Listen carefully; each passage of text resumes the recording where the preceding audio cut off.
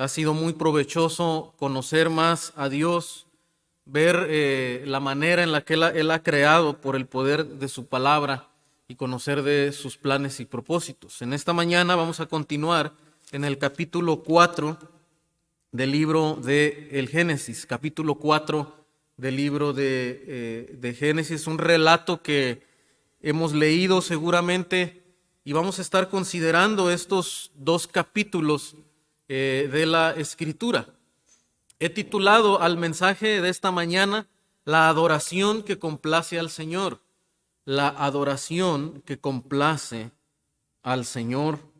Como vemos en nuestro título, este relato trata de Caín y Abel, pero también trata de la descendencia de dos líneas, de dos linajes que son contrastantes aquí, son opuestos, pero a lo largo de este pasaje vamos a ver que hay un tema que gobierna también y tiene que ver con la adoración al Señor, algunos aspectos que deben caracterizar la adoración a nuestro Dios. Y esto vemos, hermano, porque desde el principio sabemos que el hombre fue creado para adorar a Dios. Lo vemos así desde los primeros dos capítulos. El propósito de Dios fue que el ser humano adorara a su Creador.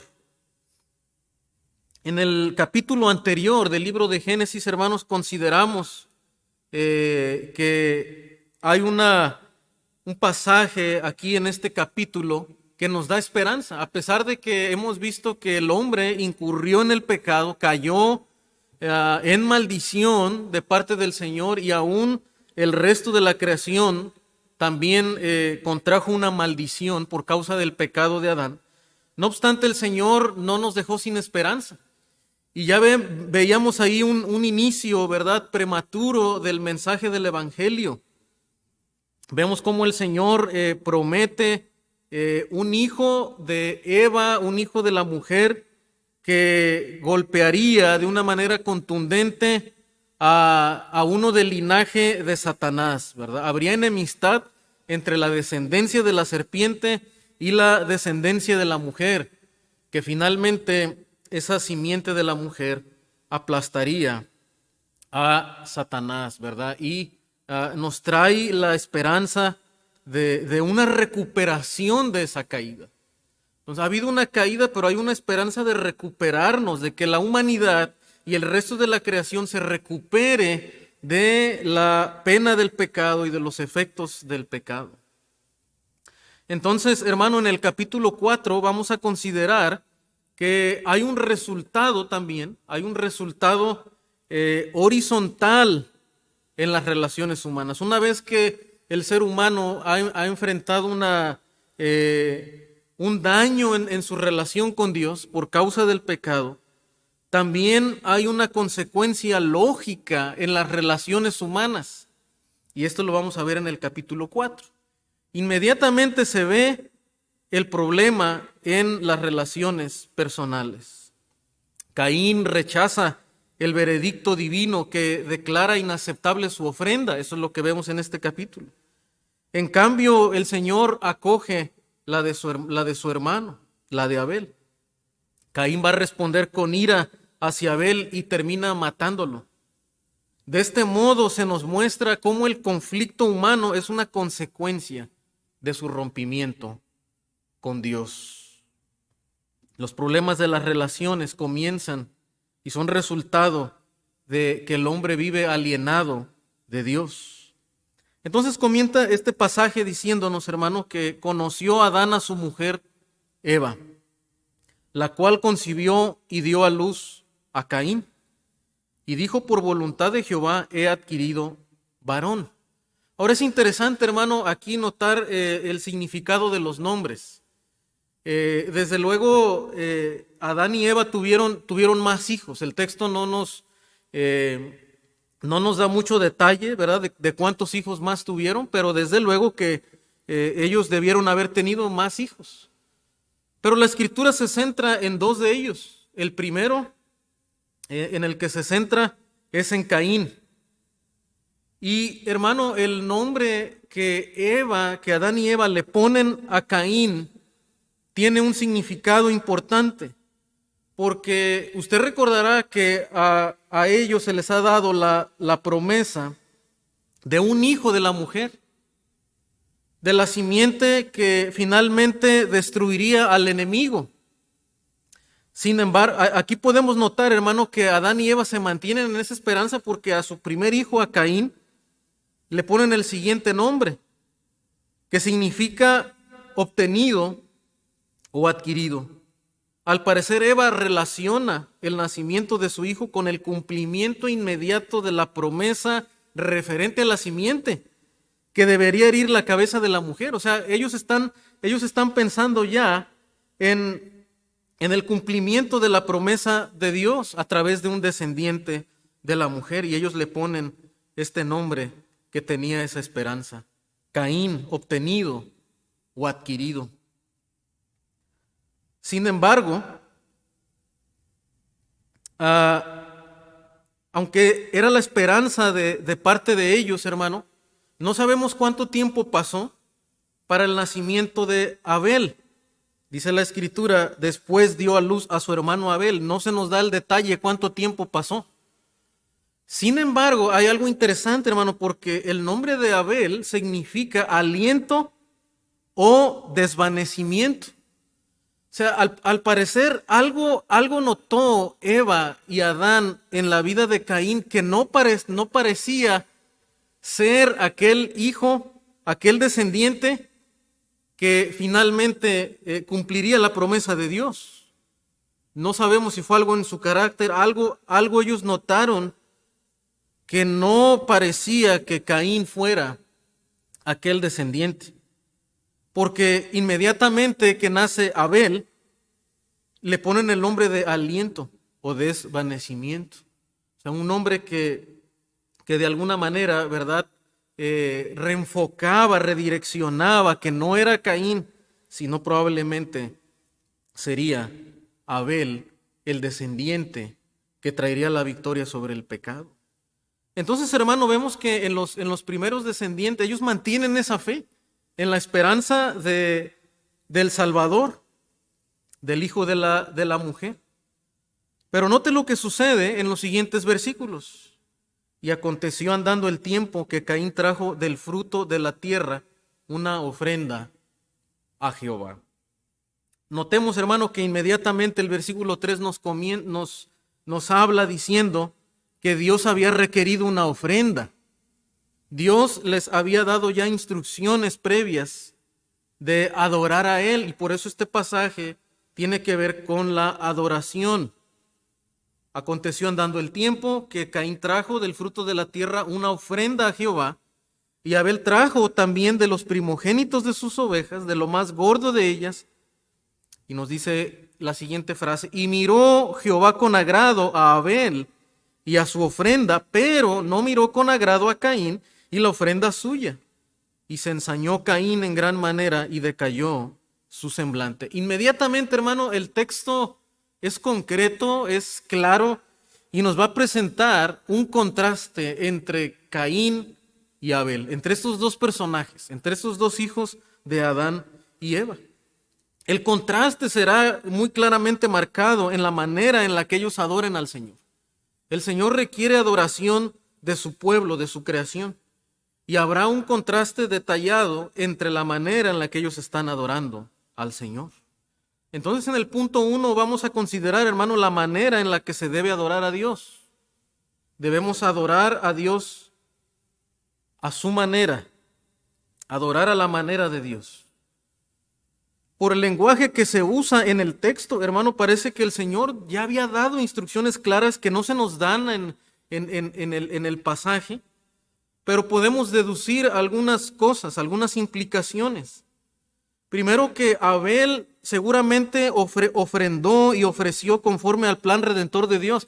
Recuerden que cuando Adán y Eva pecan, ellos intentan vestirse por sí mismos con hojas de árboles. Pero el Señor sacrifica, y esto se mencionó en el sermón pasado, que el Señor sacrificó animales. Hubo derramamiento de sangre y los vistió con pieles de estos animales. Esto apuntaba, tipificaba ya lo que sería el sacrificio del Cordero perfecto, nuestro Señor Jesucristo. Entonces, hermano, vemos que Abel está ofreciendo animales, está haciendo derramamiento de sangre, lo cual señalaba el plan redentor de Dios. Entonces, hermano, Abel está adorando conforme al plan redentor de Dios. Y eso es lo que el Señor quiere de nuestra adoración, hermanos. No a nuestra manera, no a nuestra forma. Siempre tiene que tener un enfoque en el mensaje de la salvación, en el mensaje de la redención. Todo lo que hagamos debe de apuntar al mensaje, al plan redentor de Dios. No es lo que nos guste a nosotros. No es lo que esté tal vez de moda, lo que esté acorde al tiempo y al pensamiento humano. Es conforme al plan redentor de Dios. Pero también, hermano, vemos otro detalle que el texto claramente nos dice, es que Abel trajo de los primogénitos, es decir, de lo más excelente de sus ovejas, de lo más gordo de ellas. Entonces vemos que no, aunque no sabemos qué tanto detalle había dado el Señor, pero es muy probable que el Señor sí les había dicho cómo tenía que ser, porque Él trae de lo más excelente. Él no trae algún animal defectuoso, no trae algún animal raquítico, sino que trae de lo más excelso. Y esto, hermano, porque también Abel sabía del carácter de Dios. Al considerar la creación de Dios, que nosotros ya lo vimos en los primeros 2 capítulos, Abel había comprendido la excelencia de Dios, la gloria de Dios revelada en las maravillas de la creación. Abel había escuchado también de la exigencia de un Dios santo al saber de la maldición que Dios había traído a sus padres por causa del pecado y cómo ellos habían sido expulsados del huerto de Edén.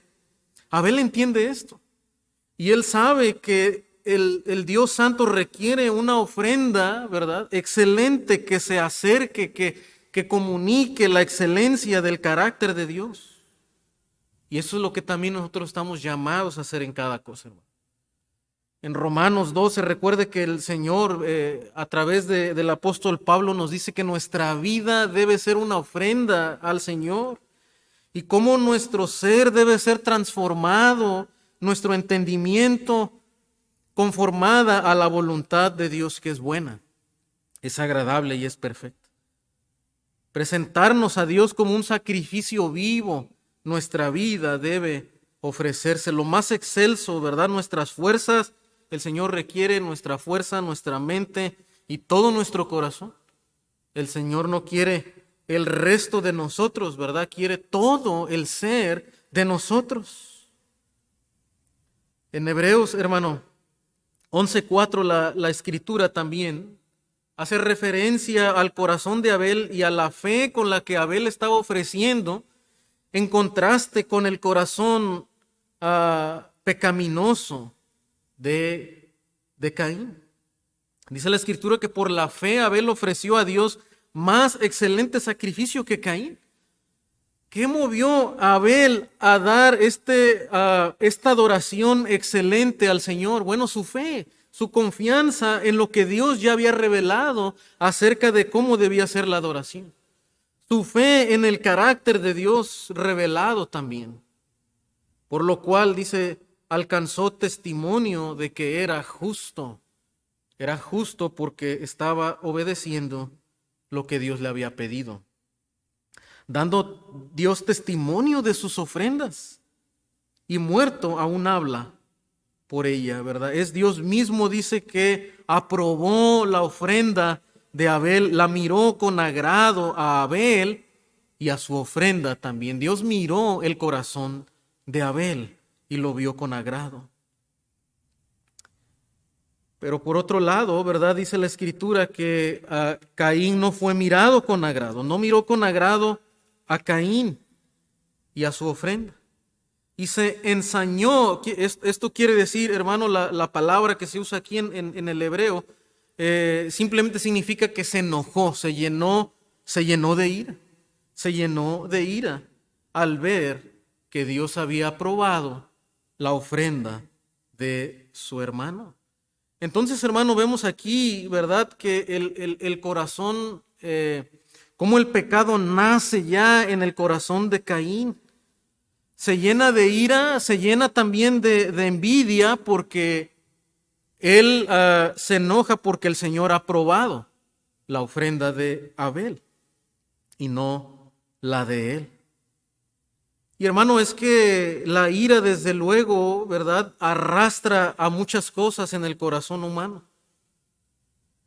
Y dice la Escritura que cayó también el semblante de Caín, ¿verdad? Es decir, note cómo la ira que se origina en el corazón de Caín, la envidia de Caín, lo lleva inclusive a reflejarlo en su propio rostro. Nuestra vida refleja lo que hay en nuestro interior. Y por cierto, en el Nuevo Testamento, el apóstol Pablo, cuando habla de la adoración, note lo que le dice a la iglesia, ¿verdad? A Timoteo y a la iglesia que él está pastoreando. Este capítulo habla de la adoración, 1 Timoteo 2:8. Quiero pues, dice, que los hombres oren en todo lugar, levantando manos santas, sin ira ni contienda. Note que el Señor está hablando de la oración pública, ahí el apóstol Pablo. Está hablando de la adoración, dice, levantando manos santas, lo que Dios quiere que caracterice nuestra oración, nuestra adoración pública y privada, es la santidad. Ahora, ¿dónde comienza la santidad? En el corazón, no solo en el exterior. No solamente tiene que ver con la forma en la que nos vestimos. No solamente tiene que ver con los lugares que nosotros visitamos. Tiene que ver principalmente, ¿verdad?, y surge en el corazón del hombre. Por eso el Señor advierte, ¿verdad?, que no haya ira y no haya contienda. Es que no podemos orar. Recuerda que el Señor dijo, ¿verdad?, que si tú estás enojado con tu hermano, deja primero allí tu ofrenda para que puedas presentarte delante de Dios. Entonces, hermano, vemos que Caín está agravando el pecado porque no solamente no presenta la ofrenda conforme al corazón de Dios, sino que se llena de ira, lo cual lo aleja más de cómo debe ser la adoración a Dios. Dios quiere que las cosas se hagan como Él ha indicado, como debemos de adorarle, lo más excelente, conforme a lo Él lo ha establecido, pero también que estemos libres de todo orgullo, de toda ira, de toda contienda.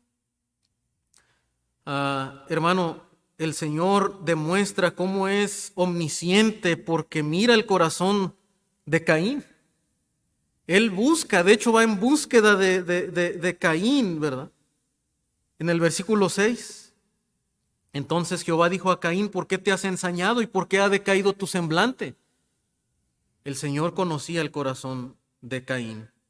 Él puede observar a cada detalle de su vida. Y el Señor en su misericordia, hermano, va y confronta a Caín.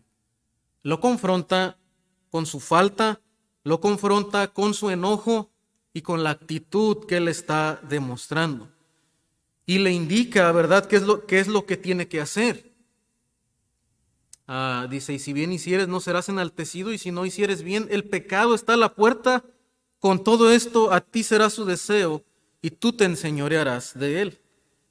Antes de ver la advertencia que Dios le hace a Caín, hermano, quisiera recordarle cómo también en Mateo 5:22, Jesús nos advirtió acerca de la ira, de lo grave que es la ira en el corazón. De hecho, el Señor lo cataloga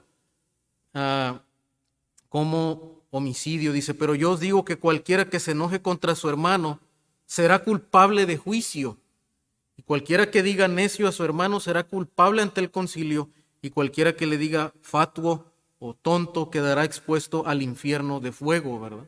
O sea, lo cataloga como pecado la ira y como esto es la antesala y es lo que conduce a los hombres a cometer todo acto de agravio contra su hermano, inclusive al punto, ¿verdad?, como veremos en un momento, bastante devastador.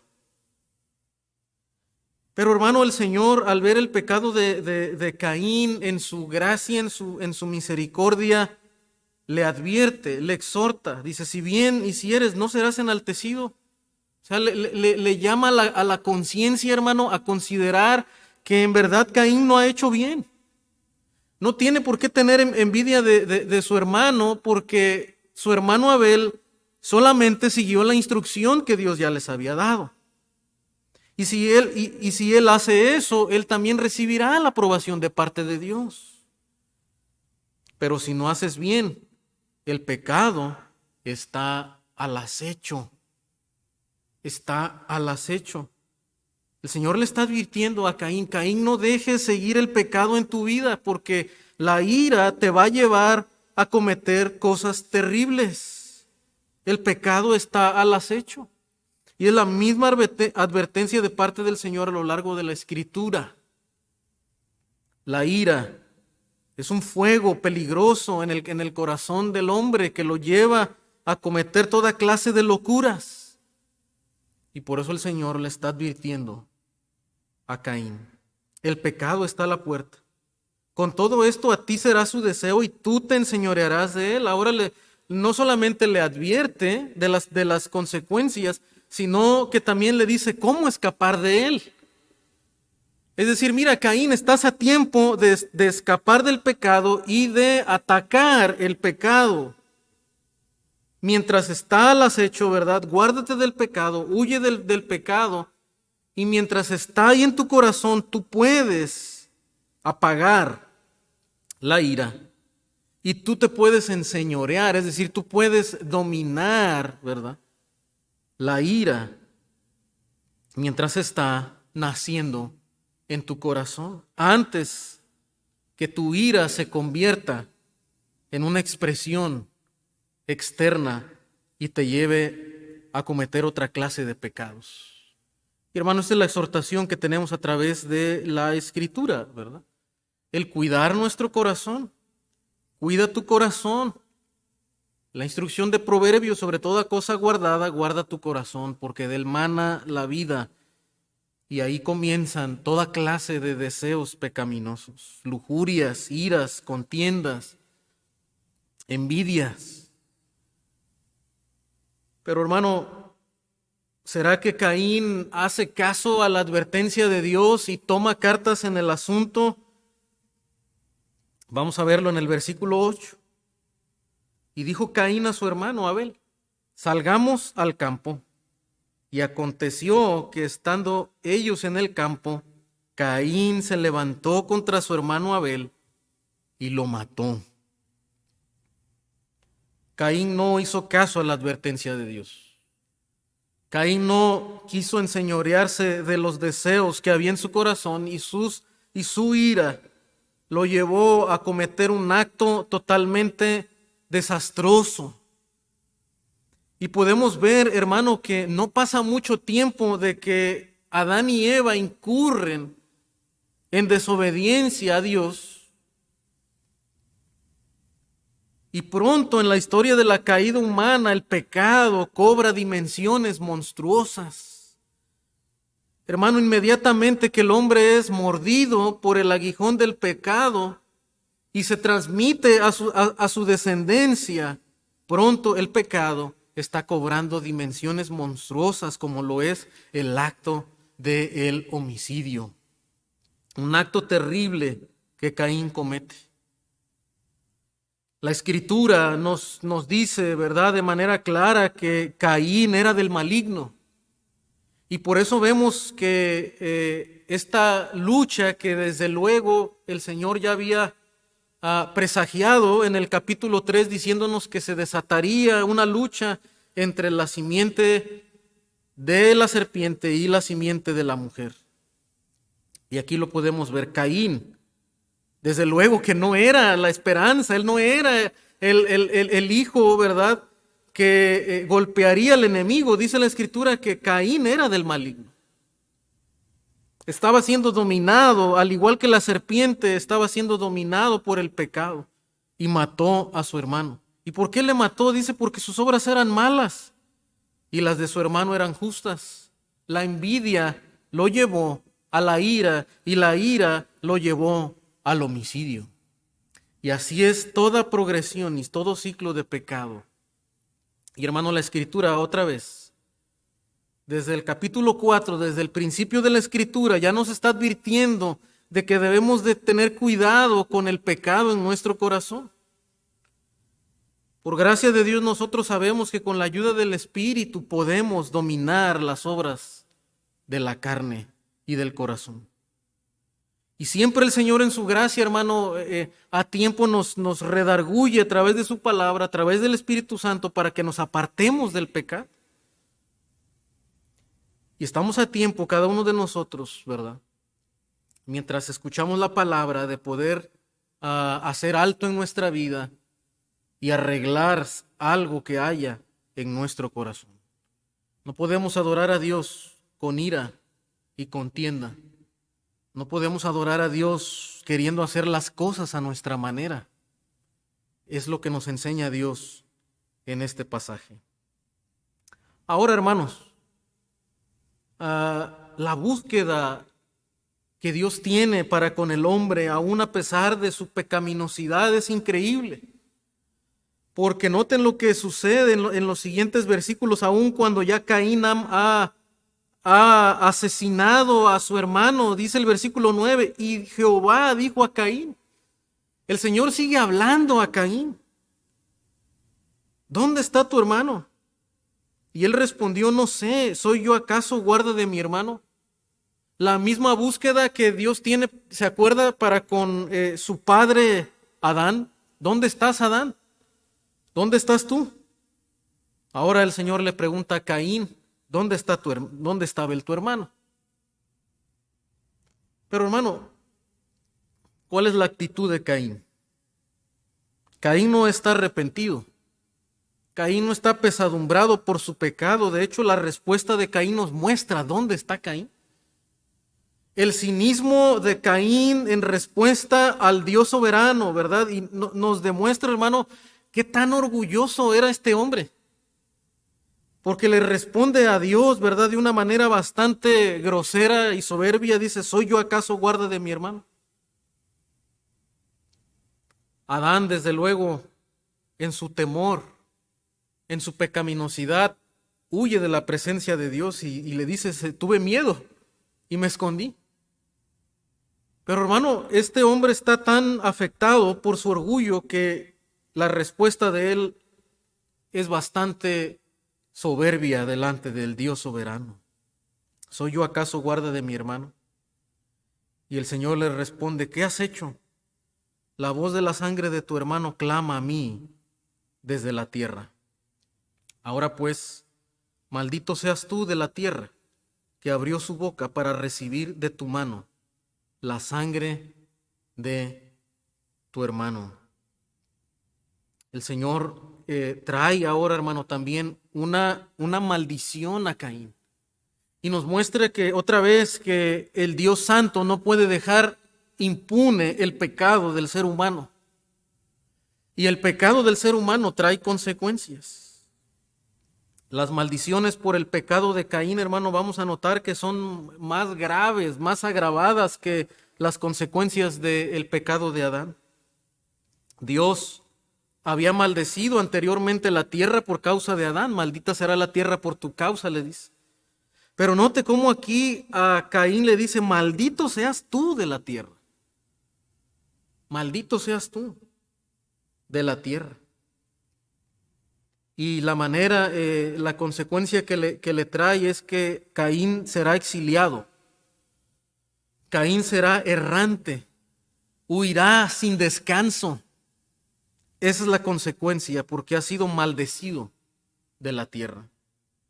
Esto de alguna manera también nos muestra cómo a la manera de Israel que fue maldecido y fue exiliado. Y cómo también Israel sería indestructible a la manera de Caín, porque el Señor pone una señal en Caín para que no le mate cualquier persona. O sea, parece que Caín fue un hombre bastante aguerrido, bastante duro, y no cualquier persona podía destruirlo. Caín sería por así decirlo, indestructible, al igual que Israel lo sería. Pero en Caín no hay esperanza de restauración, no se ve esperanza de restauración. Israel, el pueblo de Dios, aunque también sería errante, regresaría a la tierra y Dios lo restauraría, aunque pasará por el sufrimiento del exilio. Pero en Caín, hermano, no tenemos alguna palabra de esperanza. Caín, hermano, es un peligro para el plan de redención del hombre y del resto de la creación, porque Caín ha destruido a aquel hombre, ¿verdad? A aquel varón que quiso hacer la voluntad de Dios. Porque entonces nos hacemos la pregunta si Abel era un hombre que estaba caminando en fe, pero ahora su hermano lo ha asesinado. Entonces nos surge la pregunta, ¿quién será el hijo de Eva que entonces traiga la victoria sobre la serpiente y aplaste a la serpiente? Es por eso, hermano, que Caín es juzgado de una manera dura, porque es un peligro para el plan de redención, es exiliado de la tierra. De hecho, Caín, hermano, vamos a ver que es tan duro que no muestra arrepentimiento, es cínico delante de Dios, pero también, hermano, nada más expresa su temor a las consecuencias. Note en el versículo, y dijo Caín a Jehová, grande es mi castigo para ser soportado. O sea, lo único que le preocupa a Caín son las consecuencias de lo que Dios le está dando por causa del pecado, pero no tiene ningún temor de Dios, ninguna reverencia al Señor. Hermano, hemos visto este claro contraste entre el corazón de adoración que tiene Abel, un hombre que quiso hacer las cosas a la manera de Dios, y un hombre que es totalmente ajeno a la voluntad de Dios y sin reverencia al Creador y al Salvador. Hermano, probablemente en esta mañana hay alguien que escucha, ¿verdad? Y que no ha venido a Dios. Y se puede identificar, ¿verdad? Con ese corazón pecaminoso de Caín, que quiere hacer las cosas a su manera y que necesita restauración, que necesita venir a Dios. Dios sigue hablando y espera arrepentimiento de nosotros. Hermano, pero en segundo lugar, también, ¿cómo es la adoración a Dios? ¿Cómo es la adoración que complace al Señor? Bueno, debemos de adorar enfocándonos en la gloria de Dios. No solamente haciendo la adoración como Dios quiere que la hagamos, siguiendo las instrucciones de Dios, enfocándonos en el Evangelio de Dios, en la redención de Dios, sino también enfocados en la gloria de Dios, en la supremacía de Dios y en la esperanza de su gloria futura. Dice la Escritura, hermanos, y comienza ahora diciéndonos lo que aconteció con la descendencia de Caín. Y lo que hizo Caín. Sale Caín, habita en tierra de Nod, al oriente de Edén, tiene un hijo, conoce a su mujer y le pone el nombre de Enoc. Y edifica una ciudad y le pone el nombre de su hijo Enoc. ¿Qué nos empieza a comunicar la Escritura, hermanos?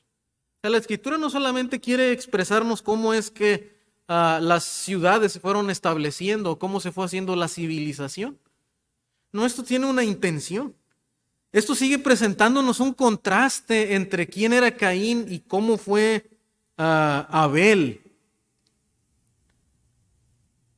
Caín edifica una ciudad, la llama por el nombre de su hijo Enoc. Esto nos muestra el orgullo que Caín tiene y su corazón que quiere establecerse en esta tierra y cómo sigue la vanidad de esta vida. Abel por su parte escoge la vida como peregrino. Él era pastor de ovejas. Por su parte Caín establece esta ciudad, le pone el nombre de su hijo, lo cual indicaba propiedad. Él lo está estableciendo como su propiedad y lo establece y muestra que él anhela y disfruta de este mundo tal y como es. Hermano, desde luego sabemos y hemos hablado de que el Señor nos dio las cosas para que las disfrutemos. Y lo que Dios creó es bueno. Pero por otro lado, hermano, nunca debemos de perder de vista que vivimos ahora en una etapa donde la tierra está bajo la maldición del pecado. Y hay una promesa de restauración, donde habrá un cielo nuevo y una tierra nueva. Mientras tanto, nosotros somos peregrinos en esta tierra. Estamos de paso en este mundo. Y aunque podemos disfrutar todavía de la creación de Dios, hermano, no podemos aferrarnos a esta creación. No podemos amar este mundo tal como es caído. No podemos abrazar la vida y la vanidad de este mundo, tal como lo hizo Caín.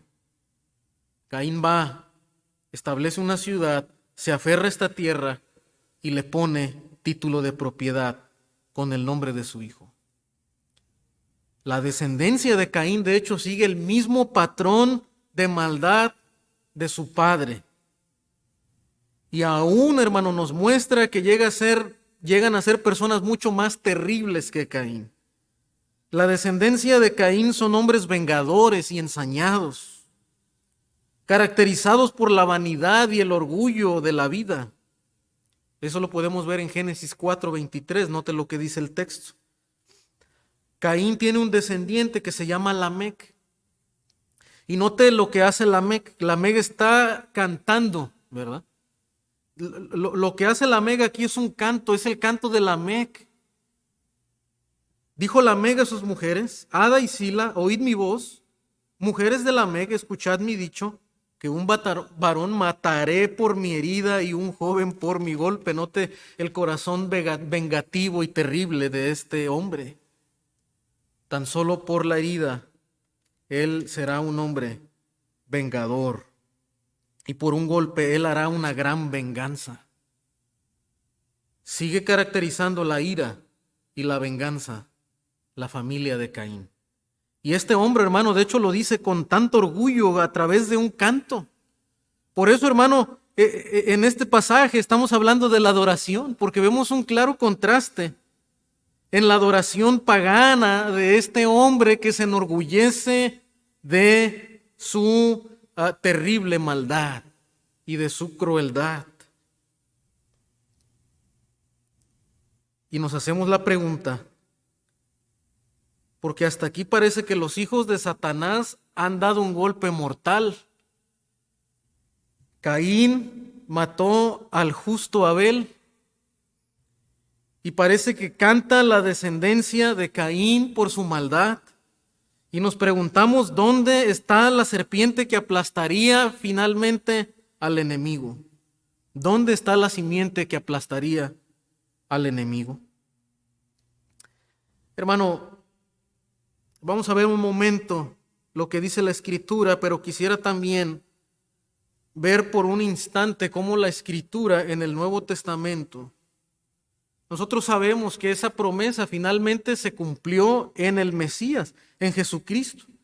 Y note lo que dice Hebreos 12:24, precisamente del cumplimiento en Jesucristo.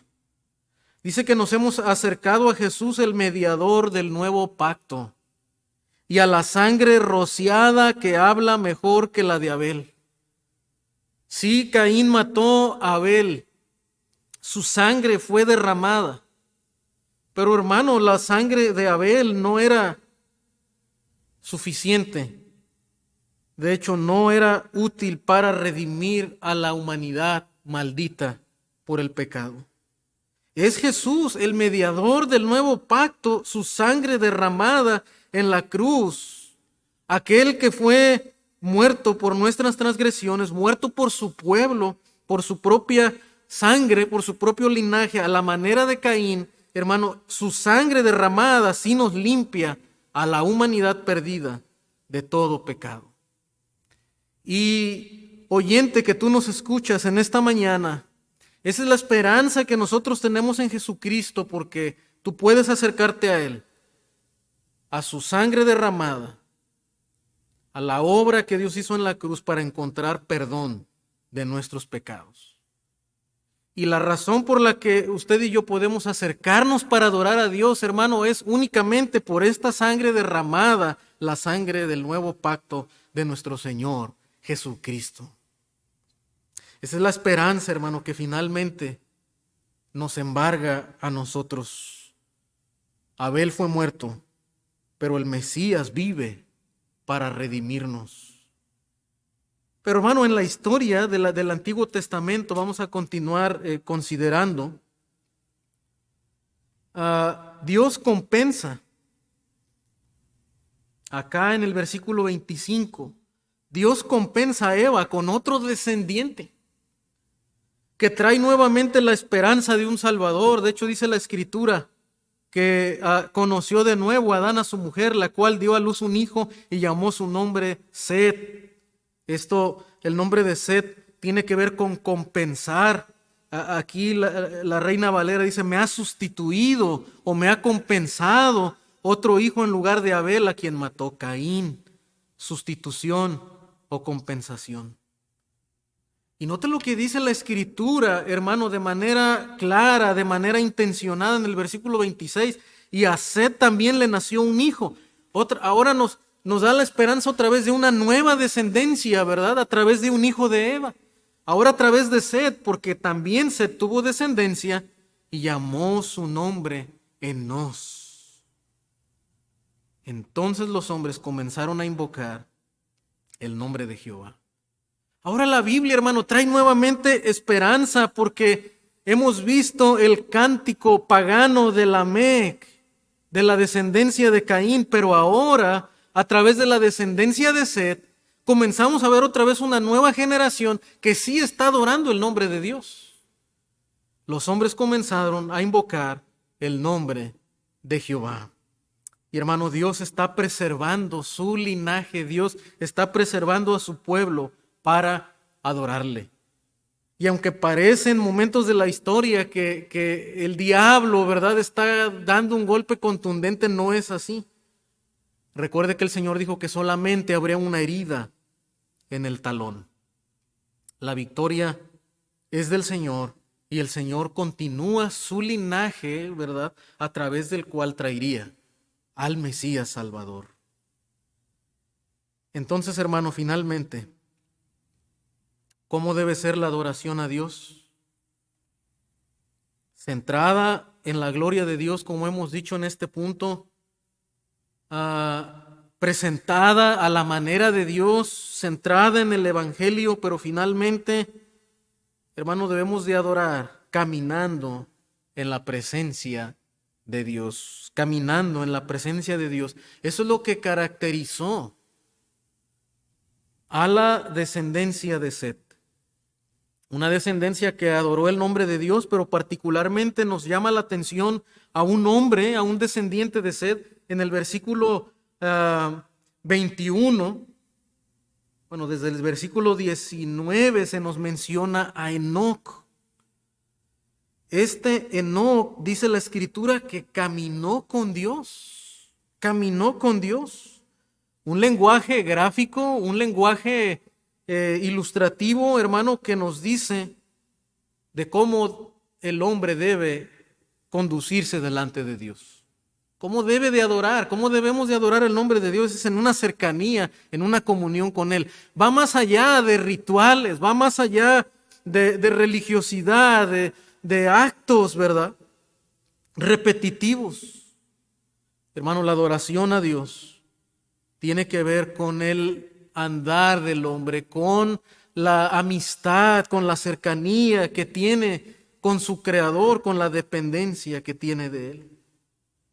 Esta expresión, de hecho, es única en la Escritura, excepto con referencia a Noé, que más adelante se nos va a decir en el capítulo 6 que Noé también fue justo delante de Dios.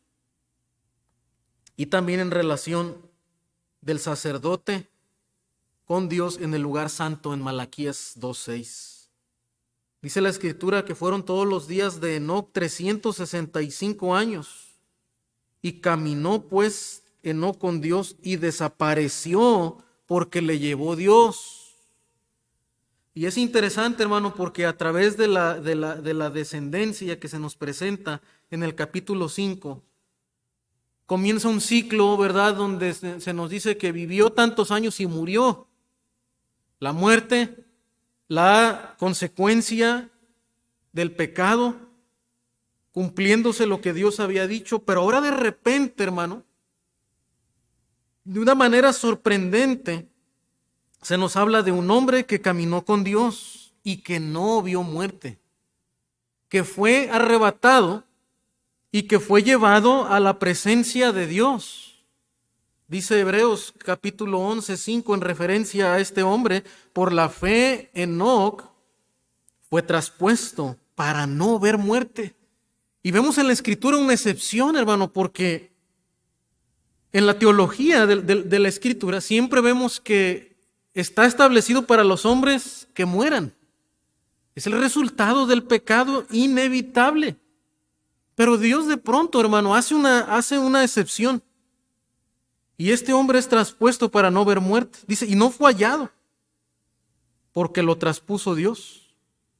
Antes que fuese traspuesto, tuvo testimonio de haber agradado a Dios. Fue un hombre adorador a Dios. Pero note cómo la Escritura nos llama, ¿verdad? Cada uno de nosotros. Pero sin fe es imposible agradar a Dios, porque es necesario que el que se acerca a Dios crea que le hay y que es galardonador de los que le buscan. Este hombre, hermano, vivió con tanta fe esperando el galardón de Dios, no la aprobación de los hombres.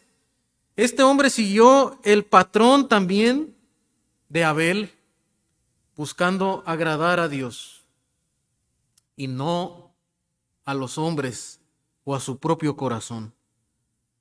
Fue tanta la fe de este hombre que el Señor le permitió ser traspuesto a su presencia y no ver muerte. Entonces la vida de Enoc, hermano, llegó a ser una profecía, llegó a ser una señal que comunicó algo a estas generaciones. Cuando Enoc, de hecho, fue llevado, solo Adán había muerto. Un dato interesante. Su arrebatamiento fue una profecía de juicio por una parte. De hecho, Judas 14:15 dice lo siguiente: de estos también profetizó Enoc. O sea, la vida de Enoc, el arrebatamiento de Enoc, y probablemente lo que Enoc también hizo, ¿verdad?, antes del diluvio, es predicar. Fue un pregonero de la palabra de Dios. Dice, séptimo desde Adán, diciendo, he aquí vino el Señor con sus santas decenas de millares, para hacer juicio contra todos y dejar convictos a todos los impíos de todas sus obras impías que han hecho impíamente, y de todas las cosas duras que los pecadores impíos han hablado contra él. Hermano, la vida de Enoc fue de advertencia. Vendría juicio, y es lo que nos señala la Escritura, ¿verdad? Vendría el juicio de parte de Dios. Y antes de que Noé inclusive advirtiera a esta generación y comenzara a construir el arca, Noé ya había anunciado el tiempo de juicio de parte del Señor. Entonces, hermano, ese arrebatamiento de Noé fue una advertencia contra esta generación impía que estaba viviendo en este tiempo. Por otro lado, también, hermano, el hecho de que Enoc fue traspuesto fue una esperanza para el resto de los hombres que temían al Señor. Dice la Escritura más adelante que vivió Lamec 182 años, en el versículo 28 del capítulo 5, y engendró un hijo y llamó su nombre Noé, diciendo, este nos aliviará de nuestras obras y del trabajo de nuestras manos, a causa de la tierra que Jehová maldijo. Continuaba la esperanza, y vemos un contraste entre el cántico orgulloso, centrado en sí mismo de Lamec, ¿verdad?, el descendiente de Caín, pero ahora vemos el canto de Lamec, el descendiente de Set, quien tiene la esperanza en la promesa de salvación de parte del Señor. Porque el descendiente de él, llamado Noé, ¿verdad? Dice, nos aliviará de nuestras obras. Él tenía la esperanza de que fuera alguien que aliviaría la maldición que Dios había traído a la humanidad. Y vemos claramente, hermano, este contraste entre la adoración pagana de la descendencia de Caín y la adoración de los hijos de Dios y los que temían al Señor. Y había esperanza. El arrebatamiento de Enoc también trajo esperanza a la generación de Set. Como Pablo, hermano, también nos da esperanza ante el arrebatamiento, ante la venida de Dios por su pueblo, que será llevado. Dice la Escritura en 1 Corintios 15:51, aquí os digo un misterio, no todos dormiremos, pero todos seremos transformados. En un momento, en un abrir y cerrar de ojos, a la final trompeta, porque se tocará la trompeta y los muertos serán resucitados incorruptibles y nosotros seremos transformados. Esta es la esperanza de los hijos de Dios. Dios vendrá por su pueblo, traerá juicio, ¿verdad? Se tocará la trompeta para juicio también, pero se tocará la trompeta también para que los hijos de Dios sean llamados a su presencia. Y esa es la promesa que tenemos, hermano, finalmente en Jesucristo. Y este Enoc que fue traspuesto, de alguna manera apuntaba también, ¿verdad?, aquella tiempo donde Jesucristo vendría por su pueblo, por su iglesia. Y desde luego, hermano, también es una advertencia para el pecador. De hecho, el Señor dice que Él no retarda su promesa, pero es paciente para que el hombre que está en pecado se arrepienta. Hermano, y nuestra tarea como iglesia es la misma tarea que Dios le dio a Enoc. Advertir de juicio, advertir de pecado a la humanidad que no se ha arrepentido. Hermanos, sigamos predicando la palabra de Dios, sigamos predicando el evangelio, sigamos advirtiéndole al pecador que si no se arrepiente y viene a Dios, el Señor traerá juicio. Hermano, hemos visto cómo Dios quiere que adoremos. Fuimos creados para adorar. Debemos adorarlo no solo durante los días de culto. La adoración trasciende más allá de la adoración pública en la iglesia, trasciende el canto congregacional, trasciende nuestro tiempo de oración también aquí en la iglesia. Nuestro caminar debe ser un acto de adoración, haciendo cada cosa a la manera de Dios. Y podemos preguntarnos en esta mañana, hermano, ¿cómo nos conducimos?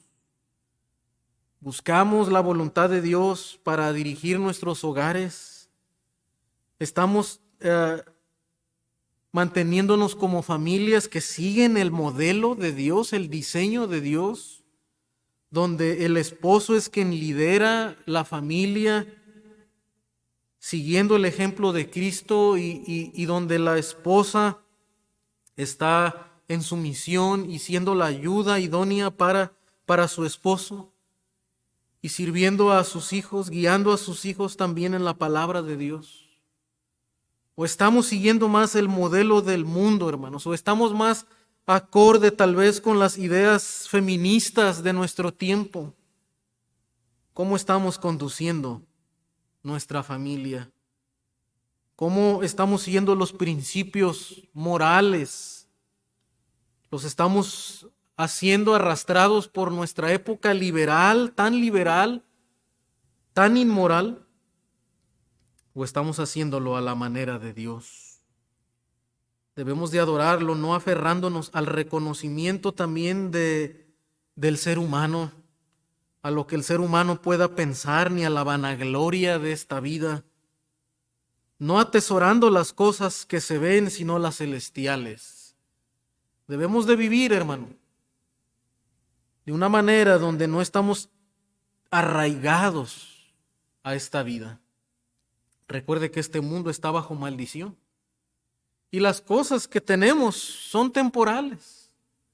Y el Señor nos demuestra una y otra vez, ¿verdad?, que aunque podemos usarlas para su gloria, pero no debemos de atesorarlas, no debemos de amarlas, porque son temporales. Hay cosas de más valor, de más peso, hay cosas invisibles, hay cosas que no se ven, que tienen que ver con el avance del reino de Dios, con el crecimiento de la gloria de Dios en la vida de cada creyente. Esas cosas son eternas. Ahí hay que invertir nuestra vida, nuestro tiempo, nuestros recursos. Y finalmente debemos desarrollar una vida profunda y de cercanía con nuestro Señor, quien también debe ser nuestro más íntimo amigo a lo largo de nuestro caminar.